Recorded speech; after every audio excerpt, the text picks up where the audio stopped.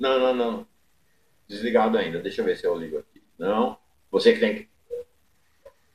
Abriu aí? Abriu, abriu, Agora? abriu, abriu. Queremos te ouvir.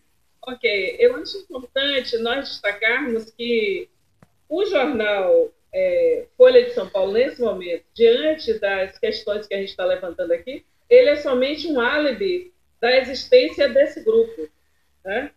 É a imagem pública, é por onde se roda as pautas de interesses desse consórcio econômico. Acho importante a gente destacar essas questões.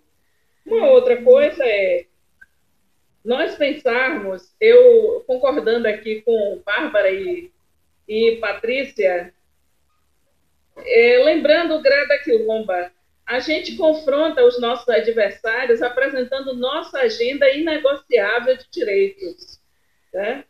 O Memória da Plantação e mais a exposição Plantation e os desafios que ela trouxe ao Brasil no pensamento de Grada Quilomba foi esse exercício político, a partir da performance artística, que essa filósofa, psicanalista, performa negra, né? Filha de africanos, crescida nas periferias de Lisboa, foi esse pensamento que ela trouxe ao Brasil e que para a gente é algo muito importante. E Grada Quilomba, Bárbara, a gente sabe, né, ela foi residente aqui no programa do Instituto Cultural Brasil-Alemanha, em Salvador. Né? Salvador, assim como Berlim, também é esse epicentro da crítica radical. Né? E a gente vai deslocando, inclusive, esse costume brasileiro de que o que se pensa em São Paulo, no eixo Rio-São Paulo, é pensamento brasileiro. O que se pensa no Norte e Nordeste é regionalismo.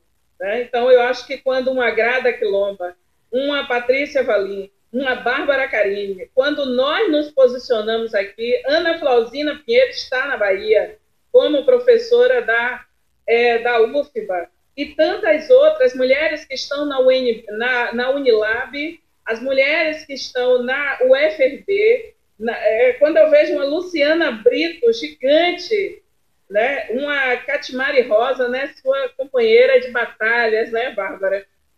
Então, eu sinto esse giro político também nessa geopolítica da produção do conhecimento e dos enfrentamentos. E eu lembro Grada Quilomba, porque o momento em que ela veio na Bahia, foi residente no combativo, né, na história do Instituto Cultural Brasil-Alemanha. A gente está falando de um lugar, né, e Memórias da Plantação é um livro importante, Bárbara, para a questão que você levantou aqui, que Patrícia seguiu aqui no debate contigo, porque a gente está falando das questões que é você botar sobre a mesa uma agenda da história e que aqui você constrói a possibilidade da gente ter direito a futuro, né? E é algo muito, eu sinto que é muito presente em nossas produções. Então, essa possibilidade, eu estou falando do ICBA porque durante a ditadura foi o único lugar em que Lélia Gonzalez pôde coordenar uma reunião do MNU, porque em qualquer outro lugar a Polícia Federal iria ocupar o espaço. Né? Então, isso para a gente é muito importante. Você está rodando o que aí, Mauro? Desculpa. Alô? Alô? Érico? Mauro, Mauro. Acho que caiu aí, né, Patrícia? Eu tentei, eu caí, já voltei, já voltei. Eu tentei rodar uma imagem da exposição de Grada Quilomba e aí essa Grada Quilomba é tão poderosa que ela detonou com toda a minha entrada aqui. Vai dar, vou cancelar. Então, essa possibilidade é quando o Grada Quilomba pega o pensamento de Amilcar Cabral e reposiciona e vai olhar para as permanências da memória da plantação, os silêncios, ela trabalha com os silêncios. Isso foi uma coisa que pirou a cidade de São Paulo quando ela coloca a exposição, né? E, ao mesmo tempo, ela diz, vocês não vão controlar a nossa narrativa. Nós somos os sujeitos políticos do século XXI que nós vamos falar. Né? Então, eu acho assim, obrigada aí, né, que vocês entraram assim, dessa forma. E é importante a gente lembrar de uma coisa, Bárbara, e que você, Patrícia, nós fazemos e que a gente precisa estimular que outros e outras façam. O Brasil tem cerca de 68 universidades federais, as IFES. O Brasil tem esse conjunto monumental de IFES, que são os institutos federais, e o que foi possível de expansão universitária durante os governos Lula e Dilma, que é essa potência que Patrícia e Mauro estavam aqui destacando no início do programa. Não tem comparação, tá? O governo do chamado príncipe sociólogo foi uma vergonha de repressão a todas nós, né? Então, a gente não vai esquecer os 100 dias de greve, né? Tanto das universidades federais, quanto a repressão e assim, a violência com que aquele governo tratou a greve da Petrobras, né? E que era uma greve, pela primeira vez, nessa ruptura de que é o economicismo, era uma guerra por soberania nacional. Né? Então, eu acho importante, na luta de sentidos, quando começou aqui essa discussão, eu lembrei de três questões assim, né, nessa... Patrícia citou aqui o nosso amigo, o Pestana, né, o Marcos Pestana, e muito bem, exatamente, desobediências poéticas, que maravilha, né?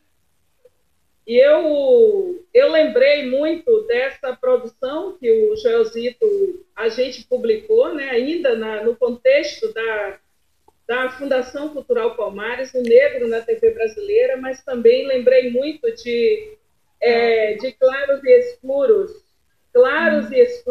de Muniz Sodré, nosso guerreiro, Identidade, Povo e Mídia no Brasil. Eu acho que é assim que a gente vai desmontando e fazendo algo que, durante a prisão do presidente Lula, e quando a gente pensou em tomar as ruas, Bárbara, com aquela questão que era 7 de abril do ano passado, a gente pensou em tomar as ruas com a questão do presidente Lula ainda encarcerado, mas também colocando nossos olhos sobre os 800 mil encarcerados do nosso país, que são prisões políticas. O MNU nos ensinou a ler dessa forma, né? E é a política que garante o parasitismo dos quatrocentistas que vivem do rentismo, né? E que eles têm horror ao trabalho e adoram falar sobre nós trabalharmos, né? E nos acusar de preguiça secular, de tudo. Pois bem, quando tinha 1 ano da prisão vergonhosa, arbitrária, ilegal do presidente Lula e dos 800 mil encarcerados no nosso país, esse governo fascista, racista, né, colonial, disputou a narrativa conosco e desferiu 257 tiros numa família negra indo para um chá de bebê, para que a gente não pudesse falar de 1 ano da prisão do presidente Lula. Isso é disputa de narrativa no limite. Quando era 1 ano do assassinato dessa guerreira chamada Marielle Franco, e aqui está a dissertação de mestrado de Marielle, nós tivemos também, estranhamente, um ataque covarde a uma escola e que toda a mídia se dirigiu para Suzano e não para 1 ano do assassinato de Marielle.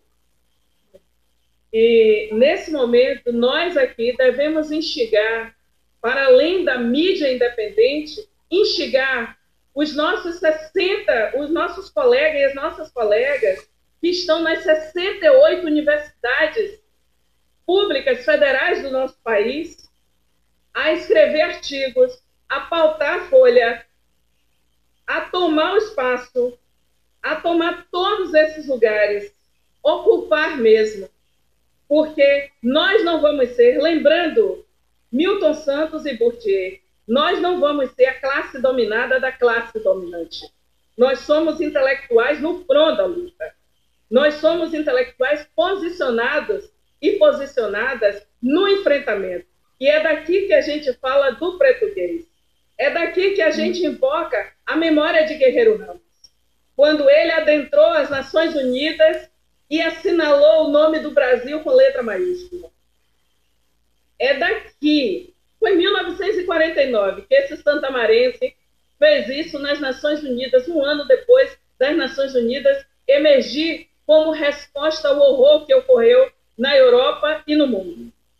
Pois nós temos essa sustentação histórica. Muito obrigada, Bárbara, por você ter levantado, e muito obrigada, Patrícia, por ter a gente se levantar aqui, né? E a nossa posição é não sermos a classe dominada da classe dominante. Como intelectuais, a gente evoca Gramsci e a gente evoca Lélia Gonzalez, Beatriz Nascimento, Luísa Bairros, para dizer com as palavras de Mistela que nosso tempo é agora. Nosso tempo é agora. Que lacota, Rosinha. Tá linda.